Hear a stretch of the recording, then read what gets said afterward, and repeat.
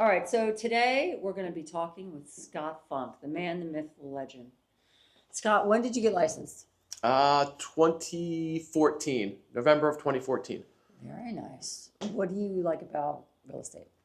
I feel like it's a rewarding job, right? You have a small piece of probably one of the family's largest commitments that they ever get to make. Yeah, So you it you feels help good to be people. it feels good to be a small piece of that. Well, it's a big piece. I Uh, mean, what was your longest one? I mean, how many houses? I know mine was 41. I had one client, and you know who you are, Suzanne, that I showed 41 homes to. oh, house-wise, So yeah, who was your, the that's most patient? And you are a gazillion times more patient than me. that's probably true. So, yes. Um, I I'll take that. I can't pull one out specifically. I mean, I know I've shown people upwards of 20 to 30 houses. Okay. That's for sure, but I can't. Say There's one. probably been numerous Yeah. folks, but I don't recall a specific one. Yeah. I had one client that it was 27 in a day. She was a That's relo, that's which a was lot. nuts. But that's more like Yes. my pace anyway. Yes. But yeah, so you've been licensed for, so that's how many years now? 12, Going on 12. 12? Yeah, it'll be 12 years? 12 this November. Yes. Very nice. Yes. Very nice. So, what would be something you would suggest to a somebody who's even thinking about buying a house? Like, where do you think they should start? Because so many people just go online right now Right. and they just see a house on Zillow or some site Right. and they click, and by default, they just end up with somebody. So, what do you feel would be the right, like if you would go back in time, and I know I helped you buy your house. Yep. Yep. What would pointers would you give to somebody that's like to Anthony, the guy who's asking the questions behind the camera, like somebody who hasn't bought yet? Where do you start? No, I mean, in my opinion, I think you should start with a phone call to me, right? Of course. We start there. And Or then I always find that, getting the pre-approval and all your numbers in line before you actually go out and start the home shopping process Yeah. is a very important piece. Yeah. Because let's be honest, you want to make sure that, you want to be able to know that you're going to be comfortable with your purchase numbers wise, right? Like, that I is think such it's a good place point. to be and start. My attention deficit chimed in with the tractor driver. Yeah. But that's Yeah. okay. That adds to the video. We Right. appreciate where we're at. Yeah. So with that being said, people don't move if the numbers don't make sense. Oh, sure. So many people starting out, first time buyers or even seasoned buyers, if their numbers aren't working, they're wasting time. And again, my personality type, it's all about the time. But you need to know what your numbers are and be comfortable with them before you go out, and even you shouldn't step foot into a property until you know you're comfortable with it. 100%. And I understand people don't buy houses every year. And, especially for first time home buyers that, don't really understand the process. Of Yeah. course, they start by clicking around online looking for houses. But we want to make sure that you can afford those houses and make sure you're going to have a comfortable payment so you're not, strapped and living, Yeah. month to month, right? Yeah. It's important House to, poor. it's important to, have your numbers in line with, what you're What you can swing. what you're looking to accomplish, right? Yeah, yeah. Before you kind of. And that's always an important thing too. Like part of this is for people to design the life they want to live using real estate. So that is, key questions of how long are you going to live in this house? Like does this house meet 70%, 80% of what you're looking for? Sure. So maybe that's a good thing, like what are some key questions you ask when somebody first reaches out to you? I like to start usually with the geographical area, Yeah. right? Where are you looking to be? Yeah. And of course, I like to make that gap as the geographical area as large as you can because the more areas they're looking in, Mm-hmm. the more homes that they're potentially going to, Yeah. see that they're going to like. Oh, for sure. Lots of times people have children, right? And I school need district this specific middle school, is, yes. and it and makes our job tricky. School district is very important Yeah. to folks for obvious reasons.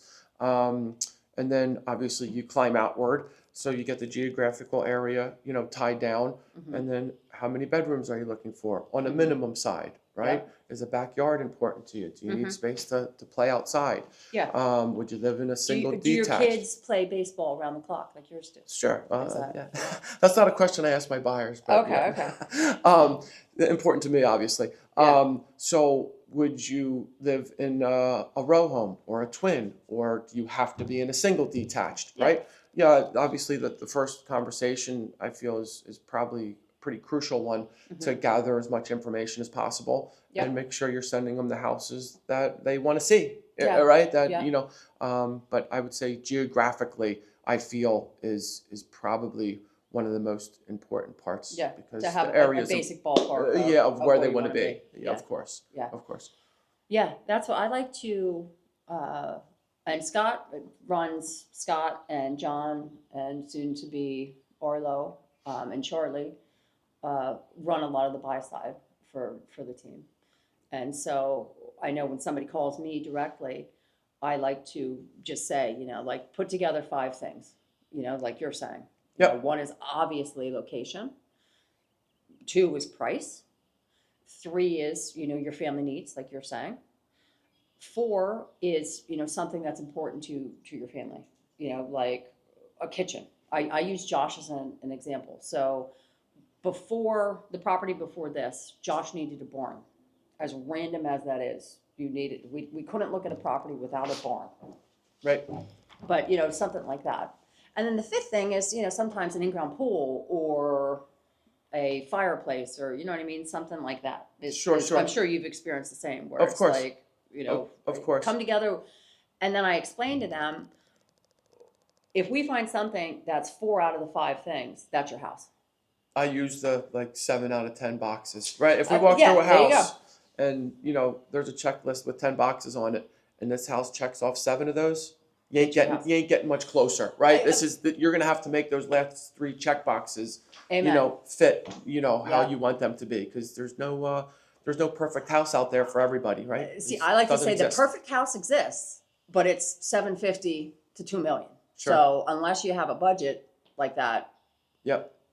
and Yep. even when you do have real high end stuff, there's still things that those families would change, Of course. to Yeah, their property. of course. So it's one of those conversation pieces of, all right, that sets some expectations too. Because I think a lot of people they get pre-approved and they're like, I'm pre-approved for, let's just say 300,000. I want a single home in Bucks County on an acre with a 2-car garage. It's going to be challenging at $300,000. Correct. Definitely. So this is where part of our what can be difficult for us on the buy side is explain to people we don't make the market, we just interpret it. Yeah. So you want me to be honest with you, correct? Because who doesn't want you to be? Maybe a weak agent, maybe an agent who is just saying whatever, to try and pick somebody up, but ultimately you're wasting their time and your own time. So I think up front, these conversations with the buyer's agent are so important. Obviously working with a good lender is crucial too. For sure. So we are going to be talking to some lenders that we have personally used. Actually, one's coming tomorrow, which is great. Yep. It's supposed to be cold and rainy, so we'll be, I think, in the house in front of the fireplace because it's spring in Pennsylvania, so it's hot and it's cold. But, Right.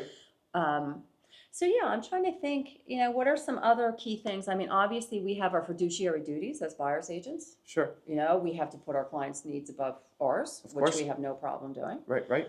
And I'm trying to think, what are some other important factors that are specifically buy side? List side I'm going to talk about, Sure. on a different video, but and this is why a team works so well. So that's what people will ask me why it's split up.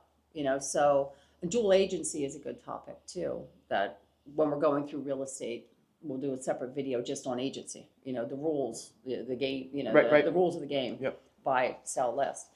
But having buyer's agents is really helpful, so that you can help when somebody calls in on a house. You're able to go help them as well. Sure. So Yeah, of course. we're still a dual agent. Anybody under our umbrella. Which one? We'll cut this out. This is going to get too deep. We'll Going too far. Well, going too far in yeah. the agency. Yeah. We don't need to get in the agency. Sure. today. Yeah. What maybe I So- could add. I'm just thinking while you're talking, like Yeah, go ahead. I mean, maybe we'll keep it. If you- yeah. I'm just saying, like, I also feel like it's important, again, in the beginning of these conversations and the relationships between buyer and agent, Yeah. to have honest conversations on how this transaction may or may not go, Yes. right? There's going to be times potentially throughout a transaction that, you may hear some things that you don't want to hear, but I'm going to be honest and not just tell you what you want to hear, Yeah. right? Because Yeah. that doesn't get anybody anywhere. Yeah. So I feel that there's a solution to every problem, and just communicating Yep. is I think crucial, right? Yeah. I mean, it's a must, right? Yeah. To have a good open line of communication and honest communication Mhm. to help everybody get to the finish line, which is Yeah. where everybody wants to go, right? Yeah, So and I think that's a challenging part of our professions too, is communicating to people in the way they need to be communicated with. true. Because the way I'm wired, the way I could say something might not be processed, just because my brain takes it in one way doesn't mean that person is. So that's where, like, in the context of us helping our clients, we're constantly, trying to we're reading books, we're studying how to help people as much as we can. Yep. Because ultimately our goal is to help families, because it's like social work in many ways. Like we helped a family with their biggest financial decision for most of the people. Yep. Literally where their families are going to live. It's a huge decision, and For sure. ultimately our job is helping people, whether it's not the right house. You get to a point, the interest rates changed, and now the numbers don't work. Sure. Okay, well, let's get you out of this. Yep. And then other times it's, if you want this house, you have to waive everything. Sure.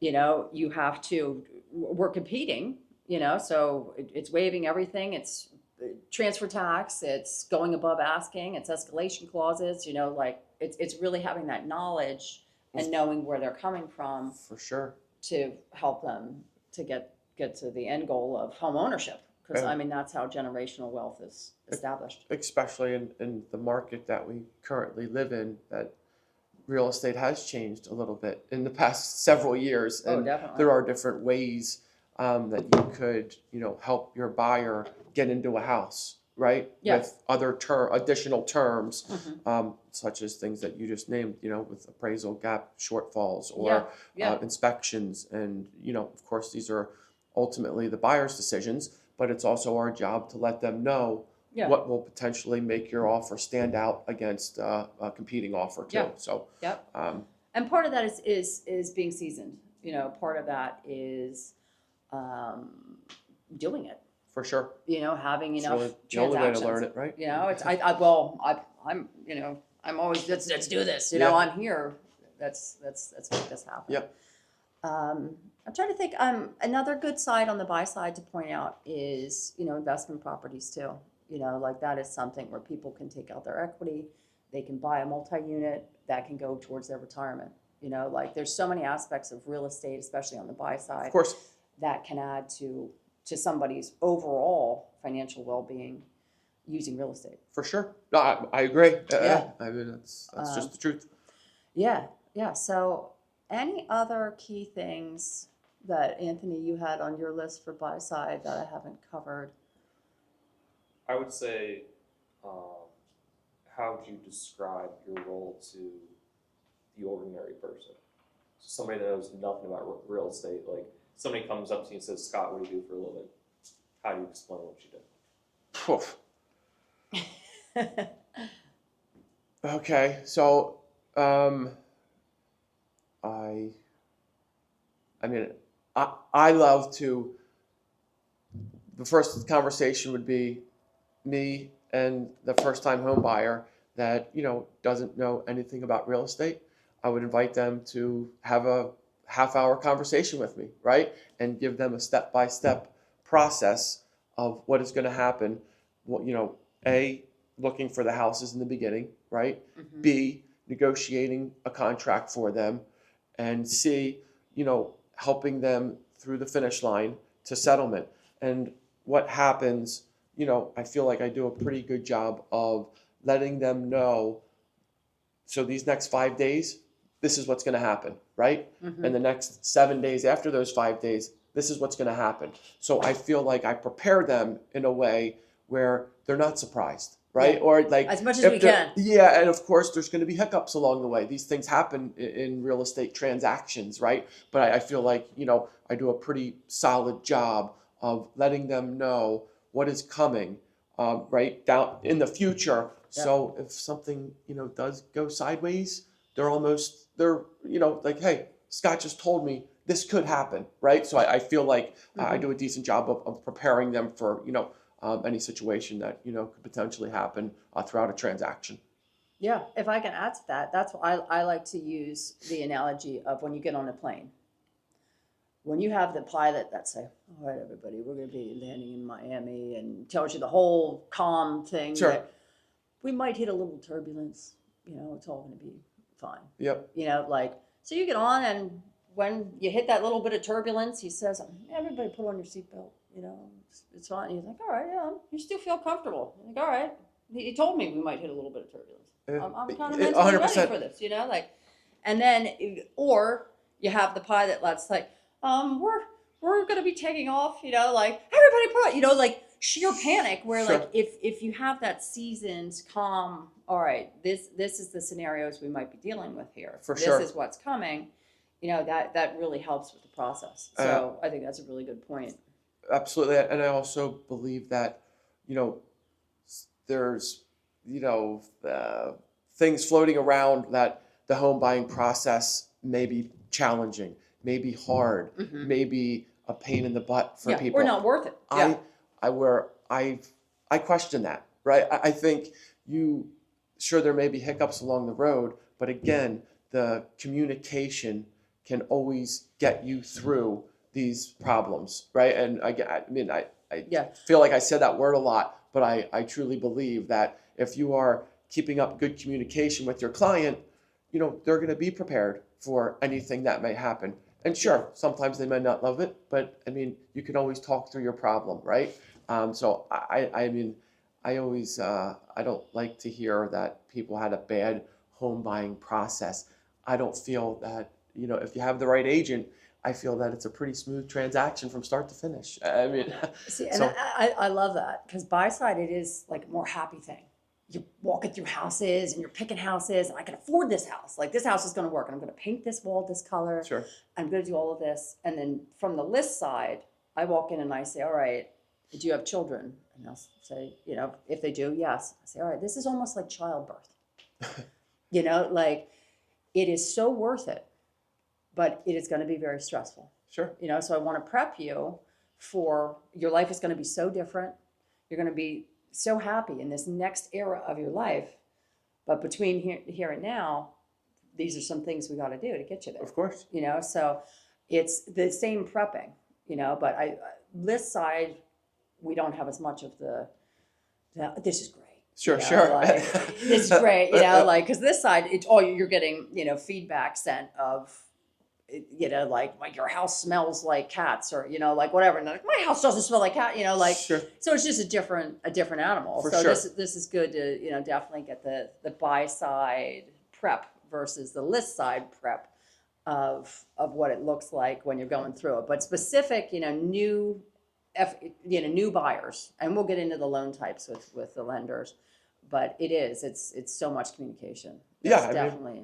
I the feel point. I think if you don't have it, that's where things go sideways, right? Yeah. If you're Yeah. not keeping up with communicating, Yeah. what's happening, Scott? What's going on? They Yeah. shouldn't have to reach out to me, Yeah. right? I should be reaching out to them to let them know what Yeah. the next 5 days looks like, what the next 10 days looks like, right? Yeah. Until you get And to the closing. even after they For sure. close, you know what For I mean? sure. That's part of it, where we continue to try and keep up and help our clients. however we Absolutely. can.